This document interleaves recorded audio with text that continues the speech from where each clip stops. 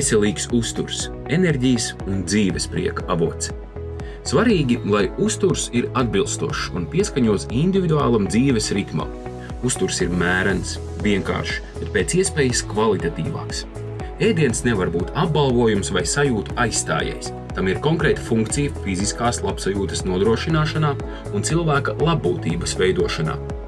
Šis ir viens no daudziem, bet tajā pašā laikā ļoti būtiskiem veidiem, kā parūpēties par sevi. Apzināti apsēsties pie pusdienu galda, ieelpot, izelpot, izsmaržot, izgaršot, sajust mirkli un vienkārši būt.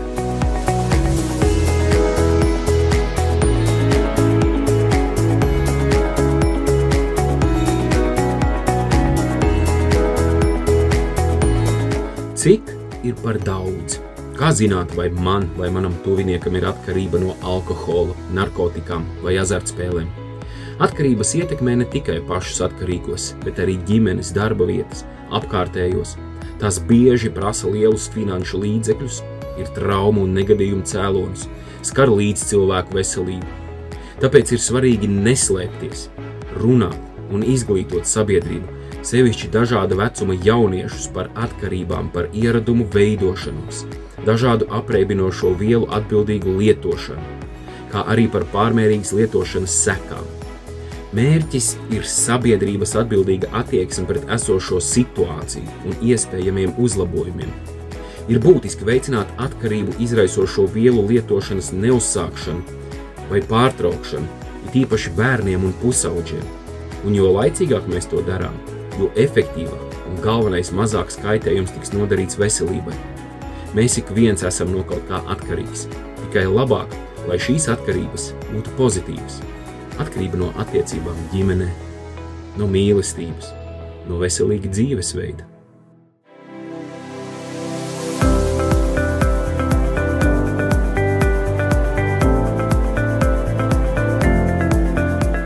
Ģimene ir visas sabiedrības pamats, un tās stiprināšana un atbalstīšana ir sabiedrības veselības un labklājības priekšnoteikums.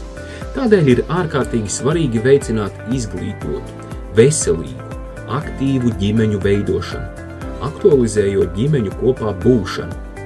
Būtisks aspekts ir vecāku veselībpratības pilnveidošana, jo viņu zināšanas un prasmes ir svarīgs priekšnoteikums bērnu veselības nodrošināšanai. Tāpēc atbalsts topošām ģimenēm par to, kā bērniņš ienāks šajā pasaulē, mazuļa pareiza aprūpe, emocionālās attiecības gan ar mazuli, gan ģimenē kopumā, jaunās māmiņas fiziskā un emocionālā veselība ir svarīgi priekšnoteikumi stipras un veselīgas ģimenes attīstībai. Liela nozīme ikviena cilvēka dzīvē ir izglītībai, taču tās ir milzīgas pārmaiņas ģimenē, kad bērns sāk savu skolas gaitas. Seksuālā un reproduktīvā veselība ir tēmas, par kurām nav vienkārši runāt. Bet tās ir tēmas, kas pusaudzim pieaugot ir ļoti svarīgas, lai izprastu pārmaiņas gan fizioloģiski, gan emocionāli. Veselas ģimenes, tā ir vesela pilsēta un drošs pamats veselai valstī.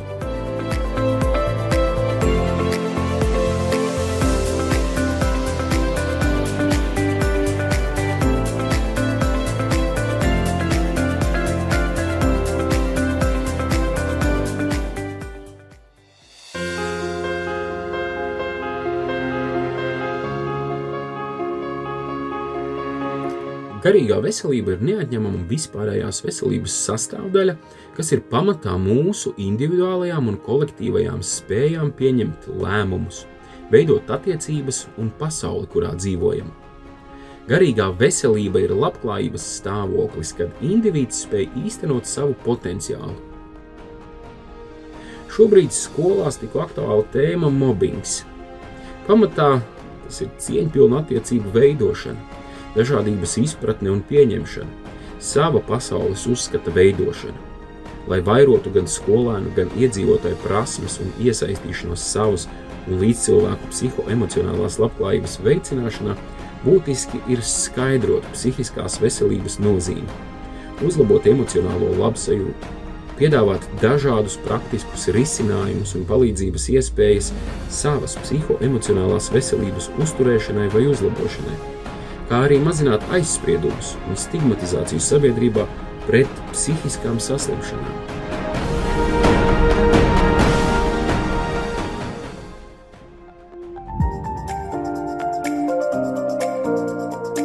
Cilvēka ķermenis ir radīts kustībām, tādēļ vislabāk jūtamies tad, kad regulāri izkustāmies.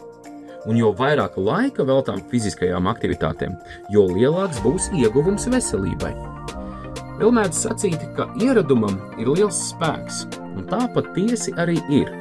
Jo biežāk nodarbojamies ar fiziskajām aktivitātēm, jo organisms kļūst spēcīgāks, un pēc laika kustības jau būs kļuvušas par nozīmīgu un neatņemamu dzīves daļu.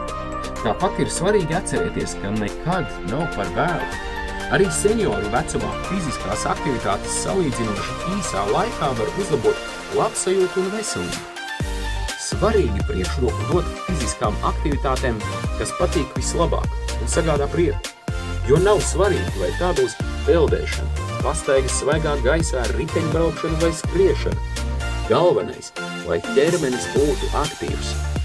Fizisko aktivitāšu veicināšana ir viena no sabiedrības veselības prioritātēm. Tādēļ būtiska ir starp nozaru sadarbība un mērķiecīgi saskaņota rīcība fiziskās aktivitātes veicināšanai sabiedrībā, gan radot iespējas, nepieciešamo infrastruktūru, gan zinošus un kvalificētus speciālistus. Piedāvājums katrai vecuma grupai un katram fizisko aktivitāšu veidam.